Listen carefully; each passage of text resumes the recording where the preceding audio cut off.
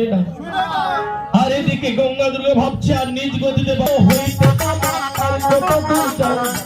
মধ্যপন্থে যায় আসি হতিয়া যায়। এবারে গঙ্গা বলে দুর্গা দেবী কি করি উপায় লইয়া প্রভু ছড়িবার যায় না দেও না দুর্গহে ও হরি পাগলা কি করব বিরহে যার